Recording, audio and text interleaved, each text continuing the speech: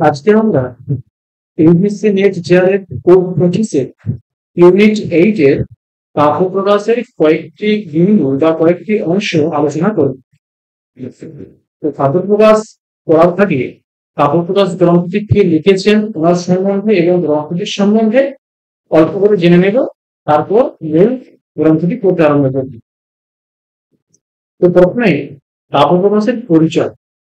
কাব্য প্রকাশকে লিখেছেন আমরা সকলে জানি গ্রন্থকার আচার্য মোহাম্মদ, এবং উনি কাশ্মীরের মানুষ ছিলেন। ওনার সময়কাল বেশিরভাগ পণ্ডিতই মনে করেন একাদশ শতক। এরপর ওনার আরো একটি গ্রন্থ পাওয়া যায়, সেটি হচ্ছে শব্দ ব্যাপার ও বিচার। কাব্য প্রকাশ এবং শব্দের ব্যাপার ও বিচার এই দুটি হচ্ছে আচার্য মোহাম্মদের লেখা গ্রন্থ। তারপর আচার্য মোহাম্মদের বংশ পরিচয়।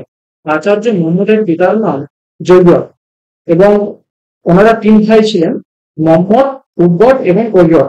এর আগে আমরা কৈয়রকে পেয়েছি মহাভাষ্যের টিকাকার হিসেবে, উদ্ভটকে পেয়েছি ঋগ্বেদ শাস্ত্রের টিকাকার হিসেবে এবং ভাষ্যকার হিসেবে, এবং আচার্য মোহাম্মদ তিনি কাব্য প্রকাশের রচয়িতা। এবং এই আচার্য মোহাম্মদকে অনেকে মনে করেন নৈষদ চরিতের লেখক শ্রী হর্ষের মামা। এই কাব্য প্রকাশ গ্রন্থটি তিনটি ভাগে বিভক্ত বা তিনটে অংশ আছে। একটা কাব্য প্রকাশের কারিকা অংশ, একটা বৃত্তি অংশ এবং একটা উদাহরণ অংশ। এই কারিকা এবং বৃত্তি এই দুটো আচার্য মোহাম্মদের নিচের লেখা, এবং উদাহরণগুলো আচার্য মোহাম্মদ বিভিন্ন কবিদের বিভিন্ন কাব্য থেকে নিয়েছেন। তাই কারিকার সংখ্যা প্রায় 143টি। বৃত্তি এবং কারিকা দুটি মোহাম্মদের লেখা, উদাহরণ অন্যান্য কবিদের থেকে উনি নিয়েছেন। এরপর টিকা। আচার্য মোহাম্মদের লেখা কাব্য প্রকাশের অসংখ্য টিকা পাওয়া যায়, প্রায় 70-এরও বেশি। তার মধ্যে প্রধান কয়েকটি টিকার নাম এখানে তুলে দেওয়া হয়েছে। প্রথম হচ্ছে বালবৌদ্ধি টিকা, বামন ভট্টের লেখা, সব থেকে প্রসিদ্ধ টিকা। এরপর কাব্য প্রকাশ দর্পণ, বিশ্বনাথের লেখা, সাহিত্য কোণের লেখক বিশ্বনাথ, ওনার লেখা। এরপর কাব্য প্রকাশের প্রদীপ রবীন্দ্র ঠাকুর, রবীন্দ্র ঠাকুর গুলো একজন আছেন, উনি কাব্য প্রকাশ প্রদীপ নামে টিকা লিখেছেন। এবং কাব্য প্রকাশের উপরে ভীতিকা বলে একটি টিকা আছে, যে টিকার লেখক জয়ন্ত ভট্ট। এবং সংকেত টিকা আছে, তার লেখক অভিযোগ। এবং কাব্যাদর্শ বলে একটি টিকা আছে, তার লেখক হচ্ছেন সমস্য। এই হচ্ছে আচার্য মোহাম্মদের লেখা কাব্য প্রকাশের উপর কয়েকটি প্রসিদ্ধ টিকার নাম। এরপর আমরা দেখে নিব আচার্য মোহাম্মদের লেখা কাব্য প্রকাশ গ্রন্থে কটি উল্লাস আছে। আমরা সকলে জানি এখানে 10টি উল্লাস আছে। এবং উল্লাস শব্দের অর্থ কি না, উপসর্গের পূর্বক লস ধাতুর উত্তর ধানি প্রত্যয় করলে উল্লাস শব্দটি পাওয়া যায়, যার অর্থ অতিশয় আনন্দ। অর্থাৎ এই 10টা যে উল্লাস রয়েছে, প্রত্যেকটি উল্লাস হওয়ার পরে যিনি পাঠক উনি এক অদ্ভুত আনন্দ অনুভব করেন, এই জন্য একে বলা হয়েছে উল্লাস, ভারতীয় বলা হয়েছে উল্লাস। 10টি উল্লাসের বিষয়বস্তু এখানে 6 আকারে দেওয়া আছে। প্রথম উল্লাসে কাব্যের প্রয়োজন, কাব্যের কারণ, কাব্যের ভেদ ইত্যাদি বিষয়ে আলোচনা করেছেন। দ্বিতীয় উল্লাসে শব্দার্থ নিরূপণ, শব্দ এবং অর্থের বিভিন্ন যে বৃত্তিগুলো রয়েছে সেই বৃত্তিগুলো সম্বন্ধে আলোচনা করেছেন দ্বিতীয় উল্লাসে। তৃতীয় উল্লাসে অর্থ ধ্যানযোগ্যতা, এবং চতুর্থ উল্লাসে ভূমিকা উত্তম পাতার বিষয়ে আলোচনা করেছেন। এবং পঞ্চম উল্লাসে ঘনীভূত ব্যঙ্গ কাব্যের আলোচনা করেছেন, অর্থাৎ মধ্যম কাব্যের। আর ষষ্ঠ উল্লাসে অধম কাব্যের আলোচনা করেছেন। আর সপ্তম উল্লাসে দোষের বিচার, অষ্টম উল্লাসে গুণ, নবম উল্লাসে শব্দালঙ্কার এবং দশম উল্লাসে অর্থালঙ্কার। এইভাবে সম্পূর্ণ কাব্যের বিষয়গুলোকে নিয়ে আলোচনা করেছেন। এটা মাথায় রাখতে হবে আচার্য বিশ্বনাথের লেখা সাহিত্য দর্পণে নাট্যতত্ত্ব আলাদা করে আলোচনা করেছেন, যেটা আচার্য মোহাম্মদের লেখা কাব্য প্রকাশে নাট্যতত্ত্বের দিকটা নেই। এরপরে প্রথম উল্লাসে কোন কোন বিষয়গুলো আছে? প্রথমে হচ্ছে মঙ্গলাচরণ, তারপরে হচ্ছে কাব্যের প্রয়োজন, কাব্যের কারণ, কাব্যের লক্ষণ, আর কাব্যের ভেদের উদাহরণের সাথে আলোচনা করেছেন। তো প্রথম উল্লাসের নাম কি? এই কাব্য প্রকাশের প্রত্যেকটা 10টা উল্লাসের আলাদা আলাদা নাম আছে, আমাদেরকে নামগুলো আলাদা করে মনে রাখতে হবে। প্রথম উল্লাসের নাম কি? কাব্যস্য প্রয়োজন কারণ স্বরূপ বিশেষ নির্ণয় নাম প্রথম উল্লাস। এ হচ্ছে প্রথম উল্লাসের নাম। এরপর আমরা দেখে নেব কাব্যপ্রকাশের মঙ্গলাচরণ, মঙ্গল শক্তি কি আছে সে বিষয়ে আমরা দেখে নেব। কি বলছি না, নিয়তিকৃত নিয়ম রহিতাম রাদয়িকময়ী অনন্য পরতন্ত্রাম নবরস রুচিরা নির্মিতি আদভতি ভারতী কবের জগতি। এই হচ্ছে মঙ্গলাচরণ। এখানে ক্রিয়াপদ কি আছে না জয়তী, কবে হে ভারতী জয়তী, এটা হচ্ছে মূল বাক্য। কবে হে মানে কবির, ভারতী, ভারতী শব্দের অনেক অর্থ হয়, একটা হচ্ছে দেবী সরস্বতীকেও বোঝায়, আবার আমাদের যে বাক, আমাদের যে বাণী, সেই বাণীকেও বলা হয় ভারতী। কবে হে বাণী, কবে হে ভারতী জয়তী, কবির বাণী অর্থাৎ কবির কাব্য তার জয়লাভ হোক, বা দেবী সরস্বতীর জয়লাভ হোক, বা কবির যে বাণী অর্থাৎ যে কাব্য, সেই কাব্যের জয়লাভ হোক, এই কথা এখানে বলা হচ্ছে। আমরা আগে অনম্বরটা দেখেছি। অনম্বর কি বলছে, নিয়তিকৃত নিয়ম রহিতাম হ্লাদৈকময়ীম অনন্য পরতন্ত্রাম নবরস রুচিরাম নির্মিতিম আদভতি ভারতী কবে হে ভারতী জয়তী ইতি। মূল বাক্য কি বললাম, জয়তী ক্রিয়াপদ আছে, এবং এখানে যে নির্মিতি শব্দটি আছে আগে দেখে নেব। ভারতী শব্দের একটি বিশেষণ কোনটি, আদধতি, আদধতি মানে এটাই সতী প্রত্যয় করা হয়েছে, এর অর্থ প্রকাশয়ন্তী জনয়ন্তী, এর অর্থ প্রকাশ করছে বা সৃষ্টি করছে। আর নির্মিতি শব্দটার বাকি যে বিশেষণগুলো আছে সবগুলোই এই নির্মিতি শব্দের বিশেষণ, যেমন নিয়তিকৃত নিয়ম রহিতাম ভাদৈকময়ীম অনন্য পরতন্ত্রা নবরস রুচিরা। তাহলে কি বলা হচ্ছে, কবে হে ভারতী জয়তী, কবে হে ভারতী জয়তী, কবির ভারতী বা কবির বাণী সেটা কেমন, সেটা আদধতি, সেটা ধারণ করছে, সেটা প্রকাশ করছে, সেটা সৃষ্টি করছে, তার নির্মিতির, একটা নির্মাণের, একটা সৃষ্টির, সেই সৃষ্টি বা সেই নির্মাণ বা সেই কাব্য সেটা কেমন, সেটা নিয়তিকৃত নিয়ম রহিতাম, সেটা এই যে জাগতিক নিয়ম, এই যে নিয়তি, সেই যে জাগতিক নিয়ম, সেই জাগতিক নিয়মের বহির্ভূত, অর্থাৎ এই জাগতিক নিয়মের দ্বারা তাকে নিয়ন্ত্রণ করা যায় না। অর্থাৎ কবির যে বাণী, কবির যে কাব্য জগৎ, সেই কাব্য জগৎটা কেমন, সেই কাব্য জগতে এই কোন লৌকিক নিয়ম সেখানে কাজ করে না। আবার কেমন, হ্লাদৈকময়ীম, হ্লাদ, হ্লাদ মানে হচ্ছে আনন্দ, শুধুমাত্র আনন্দই থাকে সেখানে, সেখানে কোনো দুঃখ বা সেখানে কোনো মোহ থাকে না।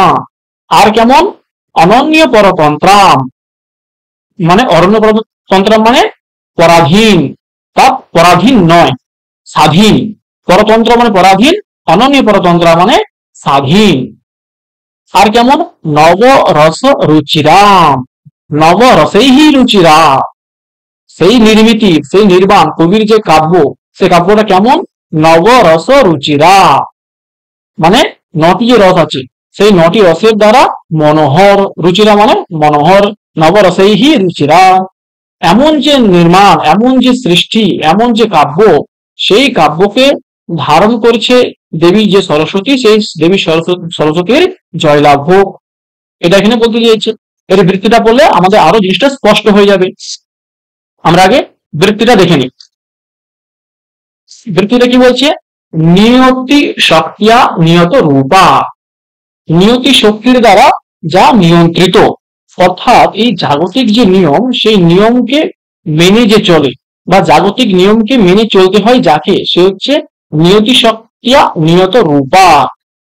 আর অর্থাৎ জাগতিক নিয়ম কি না, যেটা যেমন যেখানে যেখানে পদ্মফুল থাকে সেখানে সেখানে সুরভি থাকে, কিন্তু কবির যে কল্পনা, কবির যে কাব্য জগৎ, সেখানে নায়িকার মুখের উপরে পদ্মের আরোপ করা হয়, সেখানে কিন্তু সেই অর্থে কোনো গন্ধ থাকে না, কোনো সুরভি থাকে না। তাই যেখানে যেখানে পদ্ম থাকে সেখানে সেখানে সুরভি থাকে, এই যে লৌকিক নিয়ম, এই লৌকিক নিয়ম কিন্তু ওখানে কাজ করে না, কবির কাব্যের জগতে সেখানে কাজ করে না। আবার কবির যে কাব্য জগৎ, সেই কাব্য জগতে রাত্রেবেলা চাঁদের যে কিরণ, সেই কিরণ সাধারণ আমাদের লৌকিক জগতে কি হয়, সেই কিরণ আমাদের শরীরে একটা আনন্দ দেয়, আমরা একটা সুখ অনুভব করি। কিন্তু কবির যে কাব্য জগৎ, সেই কাব্যের জগতে কোনো বিরোহী পুরুষ বা বিরোহী কোনো নায়িকা এই চাঁদের আলোতেও যেন জ্বলে পুড়ে ছারখার হয়ে যায়। তাই চাঁদের আলো তো লৌকিক জগতে কি হয়, আনন্দ দেয়, কিন্তু কবির কাব্য জগতে সেই চাঁদের আলোয় তাকে পুড়িয়ে দেয়, তার মনের জ্বালা ধরিয়ে দেয়। আবার কেমন, সুখ দুঃখ মোহ স্বভাবা, এই যে ব্রহ্মার যে সৃষ্ট যে জগৎ, আমাদের এই জগৎ, এই জগতে কি হয়, এই জগৎটা তিনটা কারণের বশীভূত। তিন রকমের গুণ আছে এখানে, কি কি, সত্যগুণ, রজগুণ এবং তমগুণ। সত্যগুণের জন্য সুখ অনুভব হয়, রজগুণের জন্য দুঃখ এবং তমগুণের জন্য মোহের অনুভব হয়। তাই এই যে লৌকিক জগৎ, এই লৌকিক জগতে সুখও আছে, দুঃখও আছে, আবার মোহও আছে। আর কেমন, এই লৌকিক জগৎ কিভাবে সৃষ্টি হয়েছে, হচ্ছে পরমাণু আদি উপাদান কর্মাদি সহকারী কারণ পরতন্ত্রা। আমরা জানি কারণের মধ্যে যে গুণ থাকে সেই গুণটাই কার্যের মধ্যে আসে। তাই পরমাণু আদি যে উপাদান কারণ, অর্থাৎ যে সমবায়ী কারণ, এবং কর্ম আদি যে সহকারী কারণ, সেই কারণের দ্বারা নিয়ন্ত্রিত হচ্ছে এই লৌকিক জগৎ। তাই এই লৌকিক জগৎটা পরাধীন, কাদের পরাধীন, কারণের পরাধীন। লৌকিক জগৎটা কার্য, তাই কার্য কারণের এখানে পরাধীন। কিন্তু আবার কেমন সেই লৌকিক জগৎটা, হচ্ছে ষট রসা, এখানে ছটা রস আছে, কি কি, মধুর, অম্ল, লবণ, কটু, কষায়, এই যে ছটা রস, এই ছটা রস এখানে পাওয়া যায়। এবং এই ছটা রসে নচ হৃদয়া এব তেহি, এই ছটা রসের দ্বারা এই ব্রহ্মার যে সৃষ্টি যে জগৎ, সেই জগৎ কিন্তু মনোহর মনোরমা নয়। তাদৃশী ব্রহ্মণো নির্মিতি, নির্মিতি মানে নির্মাণম, তাদৃশী ব্রহ্মণো নির্মিতি নির্মাণম, এই রূপ হচ্ছে ব্রহ্মার সৃষ্ট জগৎ। ব্রহ্মার যে জগৎ, সেই জগৎটা কেমন, সেই জগৎটা সবসময় নিয়ন্ত্রিত হয় কিছু লৌকিক নিয়মের দ্বারা। আর কেমন, সেই জগৎটা সুখ দুঃখ এবং মোহ, সুখ দুঃখ এবং মোহের অনুভব হয়, এবং সেই জগৎটা পরাধীন, কারণের পরাধীন। আর কি, সেই জগতে 6 রকমের রস পাওয়া যায়, এবং সেই 6টা রসের দ্বারা এই জগৎ কখনোই মনোহর নয়। এটা আচার্য মমটের বক্তব্য। তাদৃশী ব্রহ্মণ নির্মিতি, এইরূপ হচ্ছে ব্রহ্মার নির্মাণ, ব্রহ্মার সৃষ্টি জগৎ, সৃষ্ট জগৎ সেই রূপ। এরপর আচার্য মমট বৃত্তিতে কি বলছেন, এতদ বিলক্ষণ তো কবিবাং নির্মিতি, এই যে বললাম ব্রহ্মার জগৎটা এমন, এর থেকে বিলক্ষণ হচ্ছে কবির যে সৃষ্টি করা জগৎ, সেই জগৎটা এই ব্রহ্মার থেকে তৈরি করা জগতের থেকে আলাদা, পৃথক, শ্রেষ্ঠ। অতএব জগতি, তাই সেই কবির সৃষ্টি করা জগতের জয়লাভ হোক, এটা আচার্য বলছেন। জয়তি অর্থেন চ নমস্কার আক্ষিপ্যতে, এখানে জয়তি এই শব্দের দ্বারা নমস্কার, মানে আচার্য মমট কাব্যের দেবতা দেবী সরস্বতীকে নমস্কার জানাচ্ছেন। এটি আক্ষিপ্যতে, এর আক্ষেপ করা হচ্ছে, বা বা বোঝাতে চেয়েছেন। ইতি তাম প্রতি অস্মি প্রণত ইতি লভ্যতে, তাই আমি আচার্য মম্মট সেই কাব্যের যে দেবী সরস্বতী, তাকে আমি প্রণাম জানাচ্ছি, তার প্রতি আমি প্রণত হচ্ছি। এই হচ্ছে এখানে বক্তব্য। এরপরে আমরা দেখে নেব দুটো সৃষ্ট, দুটি যে জগৎ, এটা হচ্ছে ব্রহ্মার সৃষ্টি করা যে সৌরজগৎ, ব্রহ্মাণ্ড যেটা, আর কবির সৃষ্টি করা কালিদাস আদি যে মহাকবিরা আছে, ওনাদের সৃষ্টি করা জগৎ আছে। এই দুটো জগতের মধ্যে পার্থক্য কোথায়, না যেটা একটু আগে আমরা ইসে পড়লাম, বৃত্তিতে পড়লাম, না নিয়তিকৃত নিয়ম সহিতা হচ্ছে ব্রহ্মার জগৎ। এই জগৎ নিয়মের ব্যতিক্রম ঘটে না, এখানে নিয়ম মেনে চলতে হয়, জাগতিক নিয়ম এখানে সম্পূর্ণভাবে কাজ করে। আর কেমন, সুখ দুঃখ মোহ স্বভাবা, এখানে সুখ দুঃখ এবং মোহ এই তিনটেই থাকে, এবং এটা পরতন্ত্রা হয়, এবং 6টা রস বিশিষ্ট হয়, ন হৃদয়া, কিন্তু এটা মনোহর হয় না। এখানে সুখ দুঃখের অনুভব সবসময় হতে থাকে, আজকে সুখ আছে তো কালকে দুঃখ আসছে, এই যে পরম্পরা, এটা হতেই থাকে, তাই এটা মনোহর নয়। অপরদিকে কবির সৃষ্টি করে যে জগৎ, কাব্য জগৎ, সেই কাব্য জগৎটা কেমন, না বলছে নিয়তিকৃত নিয়ম রহিতা, এখানে যে জাগতিক যে নিয়ম, সেই জাগতিক নিয়ম এখানে লাগু হয় না। আর কেমন, হ্লাদৈক্যময়ী, এখানে শুধুমাত্র আনন্দই থাকে। আর কেমন, স্বতন্ত্রা, এটা কারো অধীনে থাকে না, এ সম্পূর্ণ স্বতন্ত্র। আর কেমন, নবরস রুচিরা, 9টা রসের দ্বারা এটা মনোহর। আর হৃদিয়া বা মনোহরা, এই জগৎ কবির কাব্য জগৎটা মনোহর হয়। আমরা বুঝতেই পারছি এখানে উপমান হচ্ছে ব্রহ্মার জগৎ এবং উপমেয় হচ্ছে কবির সৃষ্টি করা জগৎ, এবং এখানে উপমানের থেকে উপমেয়কে শ্রেষ্ঠ হিসেবে বলা হচ্ছে, উপমেয়ের আধিক্য বলা হচ্ছে, তাই এখানে ব্যতিরেক অলঙ্কার হবে। তার লক্ষণ কি? আধিক্যম উপমেয়স্য উপমানাৎ ন্যূনতা অথবা ব্যতিরেকঃ। যেখানে উপমানের থেকে উপমেয়ের আধিক্য বলা হয় সেখানে হয় ব্যতিরেক অলঙ্কার। এখানে ব্রহ্মার জগৎ হচ্ছে উপমান, কবির জগৎ হচ্ছে উপমেয়, এবং উপমেয়কে উপমানের থেকে শ্রেষ্ঠ হিসেবে দেখানো হয়েছে, তাই এখানে ব্যতিরেক অলঙ্কার হবে। আচার্য মোহাম্মদ মঙ্গলাচরণ কেন করা হয়? না গ্রন্থের যাতে নির্বিঘ্নে পরিসমাপ্তি হয়, এই জন্যই মঙ্গলাচরণ করা হয়। এই বিষয়ে আমরা দর্শন শাস্ত্রে অনেক ডিটেলসে পড়াশোনা করেছি। আচার্য মোহাম্মদ এর দ্বারা দুটো কাজ করলেন, একটা যেমন মঙ্গলাচরণ করলেন, ঠিক তেমনি দেবী সরস্বতীর স্বভাব বললেন। কাব্যের স্বভাব কি, কাব্যের স্বরূপ কি, দেবী সরস্বতীর স্বভাব তার স্বরূপ কি, এটাও বললেন, ঠিক তেমনি কাব্যের স্বরূপ বলে দিলেন। এরপরে আমরা দেখব কাব্যের প্রয়োজন। কাব্যের প্রয়োজন কি আছে এই বিষয়ে আচার্য মোহাম্মদ কি মনে করছেন সেটা আমরা দেখে নিন। কি বলছে? কাব্যম যশসে অর্থকৃতে ব্যবহারবিদে শিবেতরক্ষতয়ে সদ্যঃ পর নির্বৃতয়ে কান্তা সম্মিত তয়োপদেশ ইউজে। কাব্যের প্রয়োজন কি? না কাব্য থেকে যশ লাভ হয়, তার জন্য প্রসিদ্ধ কে আছেন? কালিদাস। এটা আমরা পরে ডিটেলসে বলছি। অর্থ, কাব্য থেকে কি হয়? অর্থ লাভ হয়, তার জন্য প্রসিদ্ধ কে আছেন? ধাবক নামে একজন বিশিষ্ট কবি। আর কি হয় কাব্য থেকে? কাব্য থেকে ব্যবহার জ্ঞান হয়, আমরা আচার আচরণ বুঝতে পারি। আর কি হয়? অমঙ্গল নাশ হয়। আর কি হয়? আনন্দ প্রাপ্তি হয়। আর কি হয়? উপদেশ লাভ হয়। কাব্যের এই 6টা প্রয়োজন আচার্য মোহাম্মদ বলেছেন। কি? কাব্যম যশসে, যশস শব্দ তার চতুর্থীর এক বচনে যশসে রূপত হয়, আর যশস শব্দটা নপুংসক লিঙ্গে। কাব্যম যশসে ভবতি, কাব্য যশ লাভ, কাব্য থেকে যশ লাভ হয় বা কাব্য যশ লাভের জন্য। আর কি? কাব্যম অর্থকৃতে, মূল শব্দটা হচ্ছে অর্থকৃত, তার চতুর্থীর এক বচনে অর্থকৃতে। অর্থকৃত শব্দটা স্ত্রীলিঙ্গে, তাই অর্থকৃত শব্দের স্ত্রীলিঙ্গের চতুর্থীর এক বচনে হচ্ছে অর্থকৃতে এরূপ, অর্থাৎ কাব্য থেকে অর্থ লাভ হয়। আর কি হয়? কাব্যম ব্যবহার বিদে ভবতি, কাব্য থেকে ব্যবহারের জ্ঞান হয়। ব্যবহার জ্ঞান বলতে আমরা কাব্য পড়ে বুঝতে পারি কোনটা ঠিক, কোনটা ভুল, কোনটা ধর্ম, কোনটা অধর্ম, এই সম্বন্ধে আমাদের জ্ঞান হয়। তাই কাব্য থেকে ব্যবহার বিদে, কাব্য থেকে ব্যবহারের জ্ঞান হয়, আচরণের জ্ঞান হয়। আর কি হয়? কাব্যম শিবে তরক সাথে ভবতি, শিব, শিব শব্দটা হচ্ছে মঙ্গল। শিবে তরক মানে মঙ্গল থেকে যা ভিন্ন, মানে অমঙ্গল। তস্য ক্ষতিহি মানে অমঙ্গলের ক্ষতি, অমঙ্গলের বিনাশ। তাই হচ্ছে শিবে তরক ক্ষতিহি, অর্থাৎ অমঙ্গলের বিনাশ তার জন্য। শিবে তরক সাথে বা অমঙ্গল নাশায়, কাব্য থেকে অমঙ্গলের নাশ হয়। আর কি হয়? সদ্যঃ পর নির্বৃতয়ে, কাব্যম সদ্যঃ পর নির্বৃতয়ে, কাব্য থেকে আনন্দ লাভ হয়।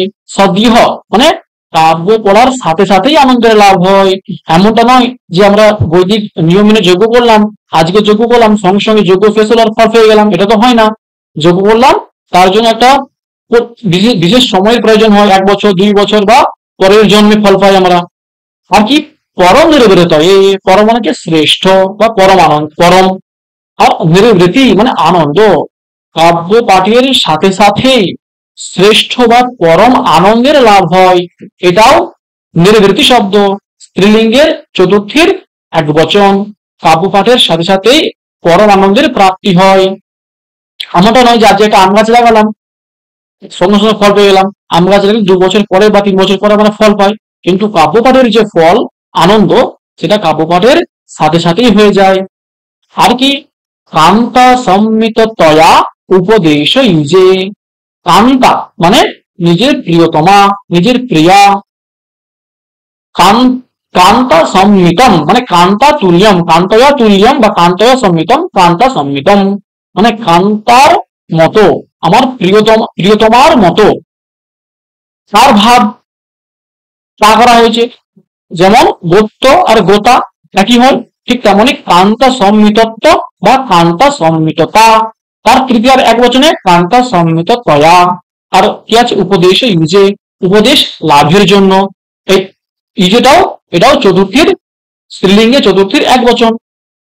তাই কান্তা যেভাবে আমাদেরকে হাব ভাব ভঙ্গির মাধ্যমে উপদেশ দেয়, ঠিক তেমনি কাব্য আমাদেরকে নিজের যে রসপ্রধান যে ব্যাপারগুলো আছে তার মাধ্যমে আমাদেরকে সরসভাবে উপদেশ দেয়। এরপর বৃত্তিটা বললে আমরা আরো ভালোভাবে বুঝতে পারবো। বৃত্তিটাতে কি বলা হচ্ছে না, কালিদাসাদীনাম ইব যশঃ, কালিদাস প্রভৃতি কবির মতো যশ লাভ হয়। এবার এখানে প্রশ্ন আসবে, কালিদাসের নামই কেন হলো, বাল্মীকির নাম নেই কেন, বেদব্যাসের নাম নেই কেন, কালিদাসের নাম বলা হলো কেন, প্রশ্ন আসতে পারে। কালিদাস একজন এমন কবি যার নিজের বংশের পরিচয়ে উনি পরিচিত হননি। ওনার খ্যাতির একমাত্র কারণ ওনার কাব্য থেকেই যে যশ হয়েছে, সেই যশের জন্য উনি প্রসিদ্ধ, তাই এখানে কালিদাসের নাম বলা হয়েছে। তাহলে মহর্ষি বেদব্যাসের নাম বলা হলো না কেন, বাল্মীকির নাম বলা হলো না কেন? ওনারা শুধুমাত্র কবি ছিলেন না, ওনারা মহর্ষি ছিলেন, ওনারা ঋষি ছিলেন, ঋষি পুরুষ ছিলেন, তাই ওনাদের নাম এখানে বলা হলো না। কালিদাস একজন এমন ব্যক্তি যার নাম গোত্র কেউ জানতো না, শুধুমাত্র কাব্যের জন্যই প্রসিদ্ধ হয়েছে, তাই কালিদাসের নাম বলা হলো। কালিদাস আদি নাম, আদি কথা বলা হচ্ছে, আদি শব্দের দ্বারা এখানে ভারবী, বাণভট্ট এদের কথা বলা হচ্ছে। আর কি শ্রী হর্ষাদেহে ধাবকাদি নাম ইব ধনম, শ্রী হর্ষ প্রভৃতি রাজার কাছ থেকে ধাবক প্রভৃতি কবিদের মতো ধনলাভ হয়। ধাবক নামে কোন একজন কবি ছিলেন, সেই কবি নৈষধচরিত নামক মহাকাব্য লিখে শ্রী হর্ষ রাজাকে দিয়েছিলেন। অনেকে বলে রত্নাবলী নাটিকা লিখে হর্ষকে দিয়েছিলেন, এরকম অনেক কথা প্রসিদ্ধ আছে। তো সেখান থেকে শ্রী হর্ষ রাজা তিনি ধাবককে প্রভূত মানে অনেক ধন সম্পদ দান করেছিলেন, তাই কাব্য থেকে অর্থ লাভ হয়, এটা প্রসিদ্ধ হয়েছে। এবং এখানে ধাবক আদি পদের দ্বারা মাঘ প্রভৃতি কবি, ভোজ রাজা প্রভৃতি রাজার থেকে, ভোজরাজ এদের থেকে ধন লাভ করেছিলেন, এই কথাটাও বলার চেষ্টা হয়েছে বা বলতে চেয়েছেন। আর কি হয় কাব্যটিকে রাজাদিগত উচিতাচার পরিজ্ঞানম, রাজা, অমাত্য, মন্ত্রী এবং সমাজের যে সমস্ত অন্যান্য শ্রেণীর মানুষেরা আছে তাদের আচার আচরণ, তাদের কাজকর্ম এই সম্বন্ধে আমাদের জ্ঞান লাভ হয় কাব্য থেকে। কাব্য পড়ে আমরা বুঝতে পারি যে আমাদেরকে রাবণের মতো আচরণ করতে হবে নাকি রামের মতো আচরণ করতে হবে, এগুলো আমাদের কাব্য জ্ঞান কাব্য পাঠ থেকে এগুলা আমরা সহজেই বুঝতে পারি। আর কি আদিত্যাদেহে ময়ূরাদি নাম ইব অনর্থ নিবারণম, আদিত্য মানে হচ্ছে সূর্য, একটা প্রসিদ্ধ ধ্বনিতেই আছে, আরোগ্যম ভাস্করাদ ইচ্ছে, তুমি যদি আরোগ্য চাও তাহলে সূর্য দেবতার উপাসনা করো। ধনম ইচ্ছে হুতাসনা, এবং তুমি যদি ধন চাও তাহলে অগ্নিদেবের উপাসনা করো। জ্ঞানঞ্চ শঙ্করাদ ইচ্ছে, এবং তুমি যদি জ্ঞান চাও, তুমি যদি বিদ্যা চাও তাহলে শঙ্কর অর্থাৎ মহাদেব শিবের উপাসনা করো। আর মুক্তিম ইচ্ছের জনার্দনাথ, এবং তুমি যদি মুক্তি পেতে চাও, তুমি যদি ভবচক্র থেকে মুক্তি পেতে চাও তাহলে ভগবান শ্রীকৃষ্ণের উপাসনা করো, এটা প্রসিদ্ধ হয়ে আছে। আদিত্যাদেহে ময়ূরাদি নাম ইব অনর্থ নিবারণম, আদিত্য অর্থাৎ দেবতা সূর্যের কাছ থেকে ময়ূর প্রভৃতি কবির মতো অনর্থ নিবারণ, তাদের অমঙ্গল নাশ হয়েছিল। শোনা যায় ময়ূর নামক কোন একজন কবি ছিলেন, তিনি কুষ্ঠরোগে ভুগছিলেন এবং তিনি নাকি বাণভট্টের শ্বশুর ছিলেন। তো যাই হোক, উনি কুষ্ঠরোগে ভুগছিলেন, তো কেউ একজন বলেন যে তুমি আদিত্যের উপাসনা করো, তিনি সন্তুষ্ট হলে তোমার রোগ থেকে তোমাকে মুক্তি দেবেন। তখন এই ময়ূর নামক যে কবি আছেন উনি আদিত্য শতকম এই নামে একটি কাব্য লেখেন। সেই কাব্যে 100টি শ্লোকে উনি সূর্য দেবতার স্তুতি করেন এবং সূর্যদেব এতে খুশি হয়ে ওনার কুষ্ঠরোগ থেকে ওনাকে মুক্তি দেন, এটা প্রসিদ্ধ আছে। আর কি সকল প্রয়োজন মৌলিভূতম সম অনন্তরম এব রসস্বাদ সমুদ্ভূতম বিগলিত বেদ্যান্তরম আনন্দম। কাব্য পাঠের মূল প্রয়োজন কি? মম্মটের মতে প্রধান প্রয়োজন হচ্ছে আনন্দ। সকল প্রয়োজন মৌলিভূতম, সমস্ত প্রয়োজনের মধ্যে মস্তক, মৌলি মানে হচ্ছে মস্তকভূত, অর্থাৎ সমস্ত প্রয়োজনগুলোর মধ্যে প্রধান প্রয়োজন কি? সম অনন্তরমেব, সাথে সাথেই কি? রসস্বাদ সমুদ্ভূতম, রসের আস্বাদনের ফলে উদ্ভূত বা নিষ্পন্ন আনন্দম, যে আনন্দটা হয় সে আনন্দটা কেমন? বেদ্যান্তরম আনন্দম, বিগলিত বেদ্যান্তরম আনন্দম, বিগলিতম মানে তিরস্কৃতম, অন্যহা বেদ্য বেদ্যান্তরম, বেদ্যান্তরম আনন্দম এসমিন। বলছে অন্য অন্য যে কোনো জাগতিক বিষয়ে এই রূপ অলৌকিক আনন্দ, এইরূপ শ্রেষ্ঠ আনন্দ পাওয়া যায় না। যেই আনন্দটা কাব্য পড়ার সাথে সাথেই পাওয়া যায়, এমন আনন্দ পাওয়া যায়। এই আনন্দটা হচ্ছে কাব্যের প্রধান প্রয়োজন, এই আনন্দ লাভটা হচ্ছে কাব্যের প্রধান প্রয়োজন। আর কি বলছে? প্রভু সম্মিত শব্দ প্রধান বেদাদি শাস্ত্রেভ্য। এখানে তিন রকম শব্দের কথা বলা হচ্ছে, একটা প্রভু সম্মিত শব্দ, একটা সুহিত সম্মিত শব্দ, একটা কান্তা সম্মিত শব্দ। প্রভু সম্মিত শব্দ কোনটা? না আদেশের সুরে যেগুলোকে বলা হয়, অর্থাৎ বেদ। বেদে কি হয় না, বেদে যেটি বলা আছে সেটাই করতে হবে, তার অন্যথা করা যাবে না। যেমন অগ্নিমিড়ে পুরোহিতম ইত্যাদি যে মন্ত্র আছে, সেই মন্ত্রে আমরা অগ্নির জায়গায় বহ্নি লিখতে পারি না, ঈদের জায়গায় স্তম লিখতে পারি না, যেমনটি আছে তেমনটিই করতে হবে। এবং এখানে শব্দটা প্রধান বলা আছে, বলছে না প্রভু সম্মিত শব্দ প্রধান, মানে বেদ প্রভৃতি শাস্ত্রে শব্দটা হচ্ছে প্রধান, শব্দের পরিবর্তন করা যায় না। এইরূপ শাস্ত্রের থেকে আলাদা। আবার কেমন? সহিত, সহিত মানে হচ্ছে বন্ধু মিত্র, সম্মিত, সম্মিত মানে তুল্য, সহিত সম্মিত অর্থ তাৎপর্যবৎ পুরাণাদি ইতিহাস ভ্যাস্য, মানে পুরাণ মানে অষ্টাদশ যে বেদব্যাসে লেখা যে অষ্টাদশ পুরাণ আছে সেই পুরাণগুলো, এবং ইতিহাস, ইতিহাস বলতে এখানে রামায়ণ মহাভারত এই সমস্ত মহাকাব্যের কথা বলা হচ্ছে। এই সমস্ত পুরাণ বা রামায়ণ মহাভারত, এখানে অর্থটাই প্রধান, শব্দ প্রধান নয়, এখানে তাৎপর্যটা প্রধান, মানে কি বলতে চেয়েছে এটাই প্রধান, এখানে শব্দটা প্রধান নয়। তাই বন্ধুরা যেভাবে আমাদেরকে বোঝায় যে এটা করো, এটা করো না, পড়াশোনা করো, এই সমস্ত বন্ধুরা যেভাবে আমাদেরকে বোঝায়, এটা হচ্ছে সুহৃদ সম্মিত উপদেশ, সুহৃদ সম্মিত আদেশ, বা আদেশ নয় উপদেশ। বন্ধুরা যেভাবে আমাদেরকে বোঝানোর চেষ্টা করে সেটাকে বলা হচ্ছে সুহৃদ সম্মিত শব্দ। সেটা কি? পুরাণ এবং ইতিহাস। ইতিহাস বলতে এখানে রামায়ণ মহাভারতের কথা বলা হচ্ছে। এদের থেকে আলাদা, এদের থেকে আলাদা কি? কান্তা সম্মিত উপদেশ। সেটা কেমন? বলছে শব্দার্থের ভাবে ন, শব্দ প্রধান বেদে, অর্থ প্রধান পুরাণ এবং ইতিহাসগুলোতে, কিন্তু কাব্যেতে না শব্দ প্রধান না অর্থ প্রধান। তাহলে কে প্রধান? হচ্ছে শব্দার্থের গুণভাবেন, মানে শব্দ এবং অর্থের অপ্রধান রূপে রসাঙ্গ ব্যাপার প্রবণতয়া, রসের অঙ্গভূত যে ব্যাপার, রসের অঙ্গভূত যে ব্যাপার মানে ব্যঞ্জন ব্যাপার, প্রবণতয়া এখানে ব্যঞ্জন ব্যাপারটাই প্রধান। কি আমরা পড়ছি না, বিভাব অনুভাব ব্যভিচারী সংযোগত রস নিষ্পত্তি, বিভাব অনুভাব এবং ব্যভিচারী ভাবে ঠিকঠাক প্রয়োগ হলে তারপরেই গিয়ে কি রসের অনুভব হয়, রসের নিষ্পত্তি হয়। এই যে এরকম যে বিলক্ষণ ইয়ৎ কাব্যম, এরূপ যে বিলক্ষণ যে কাব্য, সেই কাব্যটা কি? লোকোত্তর বর্ণনা নিপুণ কবিকর্ম। লোকোত্তর, লোকোত্তর বলতে অলৌকিক, অলৌকিক বলতে ভূতের গল্প এই ধরনের কিছু নয়, অলৌকিক বলতে শ্রেষ্ঠ, শ্রেষ্ঠ যে বর্ণনা, নিপুণ কবিকর্ম, এবং নিপুণ যে শ্রেষ্ঠ বর্ণনা যে নিপুণ কবিকর্ম, সেই কাব্যটা, অর্থাৎ মহাকবি কালিদাসের লেখা অভিজ্ঞানের শকুন্তলম ইত্যাদি যে কাব্যগুলো আছে, সেই কাব্যগুলো কি করে?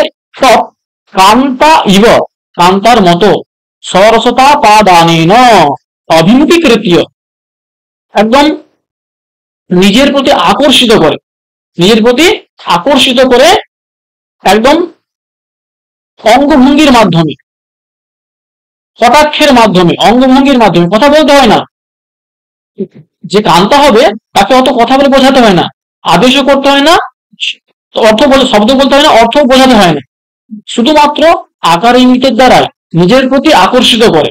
এবং আকর্ষিত করে কি বলে, রামাদিবত বিবর্তিতব্যম না রাবণাদিবত, রাম প্রভৃতি ব্যক্তির মতো, রাম প্রভৃতি সৎ ব্যক্তির মতো আচরণ করতে হবে, রাবণের মতো এরকম দুরাচারী হওয়া চলবে না। ইতি উপদেশম, এইরূপ উপদেশ যথা যোগ্যম যথাযথভাবে কবেহে সহৃদয়স্য চ, কবি এবং সহৃদয় এদের যথাযোগ্যম করোতি ইতি সর্বথা তৎপ্রয়তনীয়ম, এরকম উপদেশ কবি এবং সহৃদয়কে দেয়, তাই সর্বদাই কাব্যের প্রতি যত্ন করা উচিত। এখানে মাথায় রাখতে হবে রামচন্দ্রের দ্বারা করা বালিবধ কিন্তু সৃষ্ট কর্ম নয়, আবার রাবণের দ্বারা করা যে শিব পূজা, শিবের যে অর্চনা, সেটা কিন্তু সৃষ্ট কর্ম। তাই কাব্য পড়ে যেটা ভালো, যেটা সৎকর্ম সেটা আমাদেরকে গ্রহণ করতে হবে, যেটা অসৎ কর্ম, যেটা অধর্ম সেটা আমাদেরকে গ্রহণ করা চলবে না। আমাদের সামাজিক জীবনে বেঁচে থাকতে গেলে কাব্য পড়ে আমাদেরকে যেটা ধর্মের জিনিস সেটাকেই আমাদেরকে নিতে হবে, যেটা অধর্ম, যেটা অসামাজিক সেগুলোকে আমাদেরকে বর্জন করতে হবে, এটাই কাব্যের প্রয়োজন। আর কি এখানে শব্দের তিনটা ভেদ দেখতে পাচ্ছি। কি কি?